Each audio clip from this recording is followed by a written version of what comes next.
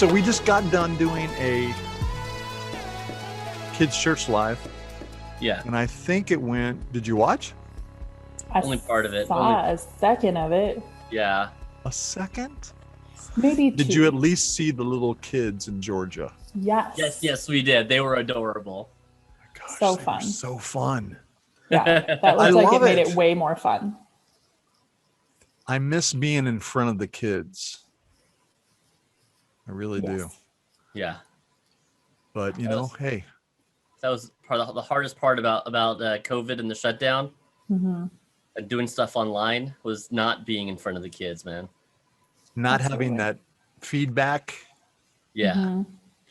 So one of the things I was going to ask you guys about, and I'm sure the stories you're going to tell will inspire me to tell a story to try to outdo you. That's healthy. But so what have you really, really loved about kids ministry? What's a story about kids ministry that just explains your love for it? I've always loved seeing you love those moments when you see the kids kind of start to connect and they start to, it's more than just the motions and the songs and the stuff. It becomes about Jesus, and when you can see that kind of connect on a kid, man, that's really cool. We've had multiple kids that come from just broken homes and divorced families and stuff. And it's just you just kind of see that. I don't know. It's hard to explain. But I like seeing the kids connect the dots. Yeah. Yeah. Well, maybe I Absolutely. should introduce you guys first, because not everybody that's going to watch this knows who you are and where you Oh. live I don't and Maybe. where you've come from and the background you have. So this is Mark and Rachel Wigginton, and they are living in Las Vegas, baby. Vegas. Las Vegas, Viva baby. Las Vegas. Save the It's our singing theme for song. You need to save the singing, Mark, for Miss Rachel. Yeah, that's true. So you live in Las Vegas. How long have you been in Las Vegas doing children's ministry? 2 years. 2 years? Yeah. It's 2 years already. Yep. Going on 5. Yeah. Feels like it. I understand that. I definitely understand that. So you've been in Vegas 2 years, and I get it, Mark. I get it when you see kids who come from really broken things, and they start to understand God's love. It's cool. It's so amazing. Yeah, Miss Rachel. I remember one time, so I've been doing kids ministry since I was a kid myself. And I started teaching the CEF 5-day clubs when I was 13. Wait, what's CEF? CEF is Child Evangelism Fellowship. So they do Bible clubs in public schools. And then in the summer, they do them in backyards, parks, that kind of thing. So I started teaching those in 1998 when I was 13 years old. And I remember actually one of my first, I don't know which summer it was, but I was teaching a 5-day club. I only had like 3 or 4 kids. It was in a really rural area. I grew up in the Upper Peninsula of Michigan, so people were a little scarce at times. And I remember, I had grown up in a very churched family and knew all the right answers and knew all the stories. And I hadn't really come in contact with people who weren't like me. And I remember one time teaching the Bible story to a group of children who were older. They were like upper elementary, middle school, not much younger than I was. And I remember saying, Jesus died on the cross. And then 3 days later, what happened? And the kids just stared at me and were like, no, he was dead. And I just remember that was the very first time that I had encountered someone who didn't know that Jesus raised from the dead. And then that I got to tell them that. I got to be the first person to say, no, he didn't stay dead. He's still alive. And they were like, shut up. That's not true. And That's awesome. so I think that was kind of, from the very beginning, one of the things that kept me in kids ministry as a career. So one of the things one of my stories. I mean, I was trying to think which story am I going to tell because I got about 1,000 of them. But the one that I like to tell the most is we went to a church plant in Cincinnati, and it was the first the first Sunday that we went. They were meeting in a really dingy, dirty movie theater that was like they showed $2 movies, and it was just like terrible. And so we would come in every week, and we'd see the mice scurrying all over the place, and it was just disgusting. And I mean, we were there in the theater for I want to say a year, maybe a year and a half. And then they got a building. But before that happened, we had this couple that had 3 children. Two little girls were in my thing, which was elementary, and their brother was a little bit older. He was in junior high, and so they came in. And you can always tell the new kids. I mean, they, even though I had just been there for maybe a few months, and you always recognize the new kids because they come in and they're just like, they got these big eyes, and they don't, what is all this? And I found out later that they grew up Catholic, and that the reason why they had started the church shop was because they didn't have anything for kids or young people. And so they were going around to different churches in the area. And man, I tell you what, it took some guts to show up to this theater and come into this place and don't know anybody. And the mom and dad came in, and they picked their kids up, and, it was nice to meet you. And, I'm so glad to have Sarah and, her sister. And so they started coming very regularly every week. And they were like some of the first kids there. And one week, I don't know what we were talking about, but Sarah, the the middle child, she went home and she told her mom, I need to go to buy a Bible for my friend at school. And she's like, she doesn't have a Bible. She doesn't even know about God. And so we need to buy her a Bible. And Pastor Jim told me which kind to get. I was like, man, I wish I had some royalties on this or something. But Right. so they went to the Bible. They went, and she paid for it out of her own money. Wow. And she went to school, and she gave the Bible to her friend. Mm. And I was just like, when I found out about this, and her mom was just, Sarah would not let go of the idea that she needed to go buy a Bible for her friend because she didn't know about God.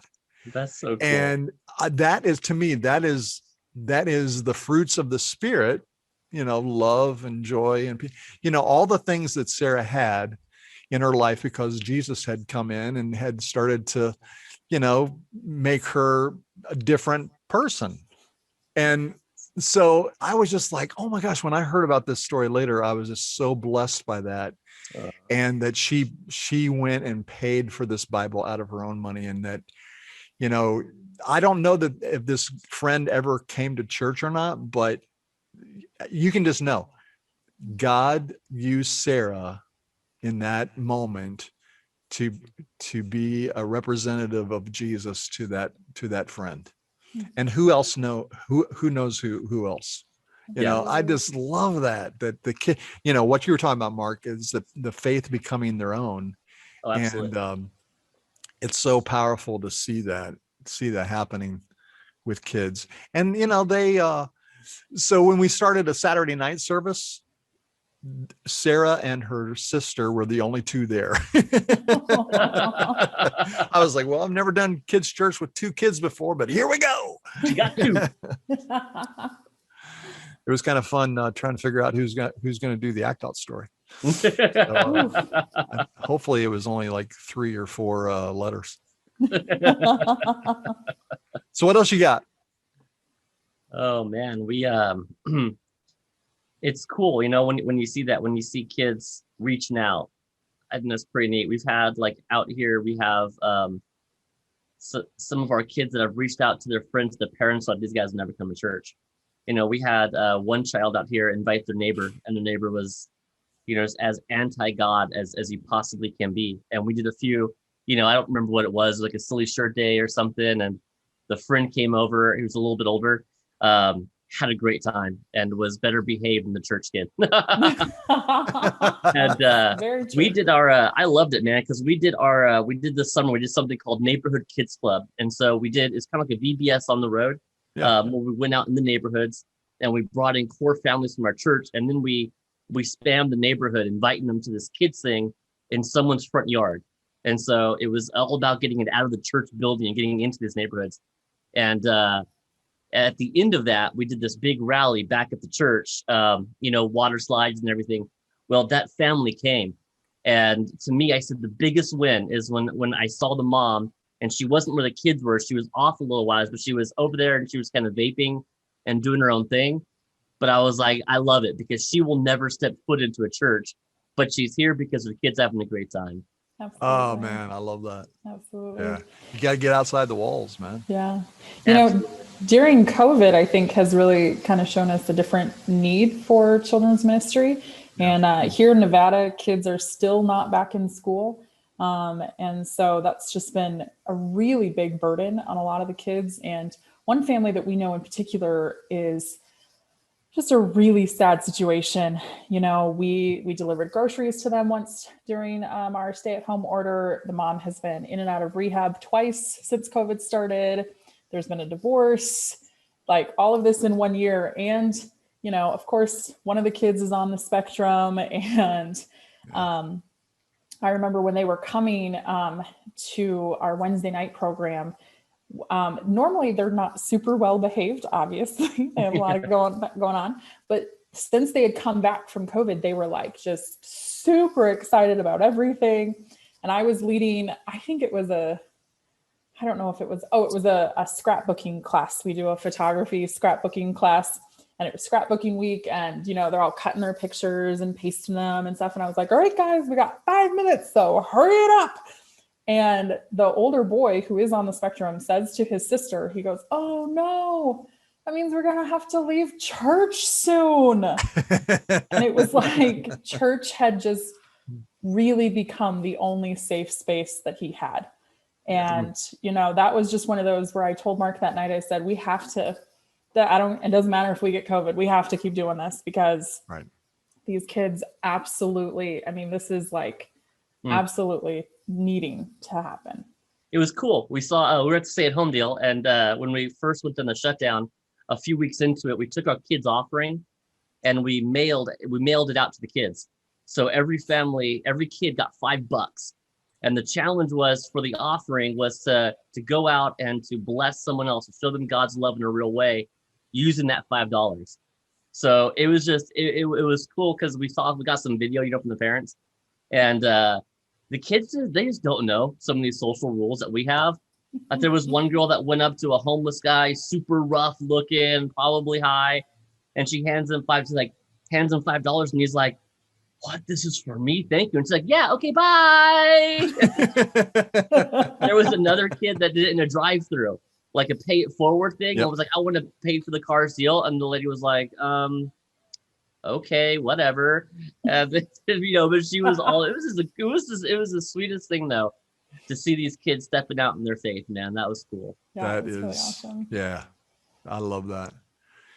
So my last story is about, when we were in Santa Cruz and somebody brought a friend to church. And just, it happened that day that we were talking about heaven. And Lexi had never been to church before. She had never been to church. And so she came to church with her friend and she's sitting there. And at the end of, so we had big group and then they split off and they went to small groups. And right before small group, I gave an invitation and I said, hey, if you don't know if you're going to heaven or not, make sure you ask your small group leader or, see me later and come and we'll talk about it. And so Lexi came right up to me and she's like, Pastor Jim, I've never been to church before. I don't know what all this is about.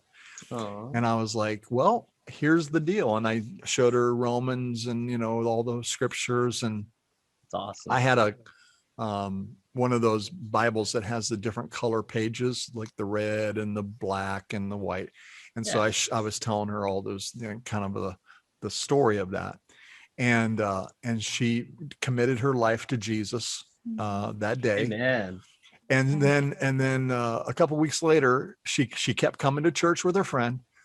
And a couple of weeks later, we were going to do a baptism class. And one of my rules is always that you have to bring a parent to do the baptism class. And so she brought her mom. I think it was her mom. She brought her mom to the baptism class. We went through the book. They filled out all the paperwork. And then, at the end, I said, okay, no, so turn this back in next week when you come to church. And then we'll talk about if I think you're ready to be baptized.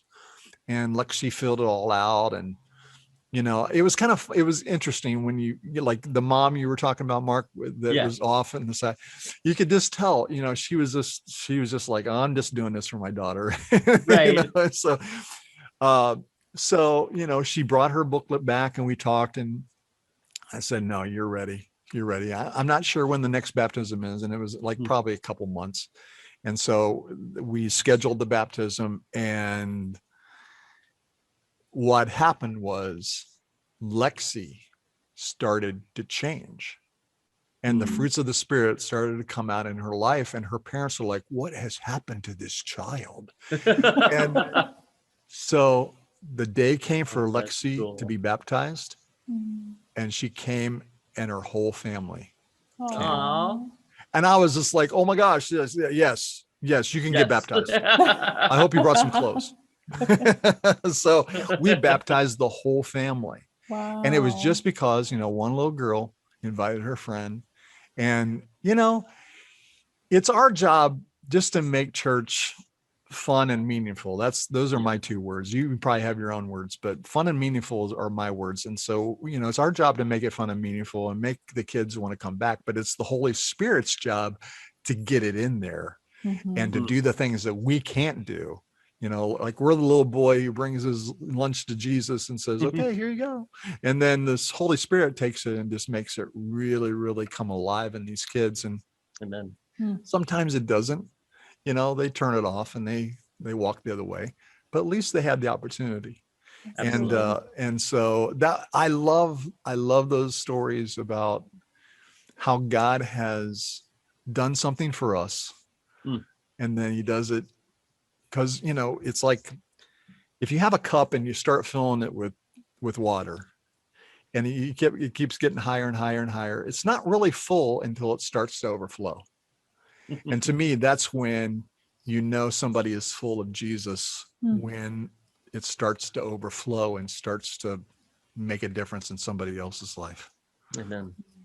So thank you guys for sharing so much. Yeah. No problem. Got anything else? Talking about water slides, I remember one time we set up water slides and we had a whole field of them. Oh, and dear. I looked over and I see this mom and son that I've never seen before, and they just showed up because we had water slides. Yes. And as far as I know, they still go to church. So that's awesome. Yes, he comes and helps me occasionally when we were outside doing kids church live outside. Brandon, he's such a great guy. Awesome. That's so cool. Anything else? Oh man. I mean, you could go on and on forever. I know. Yeah. Yeah. We had a lot of water parties during COVID, actually, because we decided couldn't do like one big water day because no one would come. So we invited individual families and we did like 6 and 5 days. And that's such a great idea. Yeah. And so each family was allowed to invite whoever they felt comfortable with. So some of them, it was like big, other ones, it was literally 2 kids and a mom. And that was just a really cool time to see that, just to be reminded, it's not about numbers. It's not about having this giant crowd. It's about connecting with these families, pulling them back in. And, here in Vegas, it was like 120 when we were doing these. So water is a great way to attract people. Yeah, sure. And we have one super faithful volunteer who brings her 3 grandkids every week. And whenever we do anything that we tell parents have to do, she's like, these kids, they got parents, they can come themselves. And so on that day, you know, we had 3 kids and we had 3 sets of parents, 6 adults that were there. And it was very funny because once the dads were given super soakers, they were like, on. best day ever. It was on. That's all I need. So it was, That's awesome. It's a good time. So do you guys own your own water slides? Yes. Well, we have an inflatable one. Yeah. It's small. If you're a big kid, you're probably gonna fall off of it. But and then That's fun too. This summer we have grass is also very rare here in Vegas. So we have one little strip of grass in our church. And what we did is we got like 3 or 4 different yard sprinklers and connected them all together. And then just as many of those, they're like the water guns that they're just like a big like push thing, you know? And we had kiddie pools out and, you know, just all the toys you can imagine. And then we just started getting kids wet and, you know. So I've had a lot of squirt guns and a lot of squirt gun experiences over the years. So one day, the junior helpers were behind the stage, and it was time for the squirt gun at the end of the top 5 list or whenever. And afterwards, I had to go tell them, guys, when you do the squirt gun, you got to move it. Oh no! Because this little girl, man, she just got drenched. Oh, no. Because the guy backstage, you know, just one direction. I was like, oh no! I hope she doesn't get mad at me. Right. Oh, we had a kid get mad at us one time. She screamed, cried because she had temporary hair dye and her hair got wet from I don't know something. And I mean, it was like we had just murdered her cat or something. I've thought about having like a splash, you know how like SeaWorld, they have the splashless zone, or you know, if you sit here, you definitely gonna get splashed, and then other zones that are safe. I was like, that's too much trouble. Our entire kids wing is called the splash zone, so I feel like you're covered. It's not our fault. The name says it all. You come in here, you are going to get splashed. It's fine. I love it. Well, I think our first after show was a complete success because of Mark and Rachel and your great insight and your ability to help me tell stories. I have a million stories and not all of them good. You gotta but did you die? No, but I did sneeze into my tea one time. I was taking a sip and I had a bad cold and it just went and it was hanging from my nose. Oh, icky. And I told the kids, I said, okay, I think I'm done with this. Right. And they're all like, ew. You just got to be real. There you go. You got to be real. Don't put on a show. It's just real life. I love you guys. Hey, man, love you too. Thanks for joining. Hey, no problem. Yeah. Look for it soon. All right. The Kids Church Live after show. After show. Love it. So hopefully we'll get some more people next week. Yeah. Oh, next week, my friend Mike. So Mike was with us when we first started in Cleveland, and he played guitar in the band. And Mike was one of these guys that had 100 ideas, and one of them was a good idea. Oof, that's bleak. But he got the one. But you know, he nailed the one. You're right. But I relate to that. We didn't know anything. We're just like, well, let's try that and see what happens. So he's going to join me next week. Nice. So can't wait. Good time. Well, love you guys. All right. Hey, man, let me do. Have a good weekend. Thank you. Yeah, man. Stay out of trouble. I'll try. I mean, you have the squirt gun. Move it around.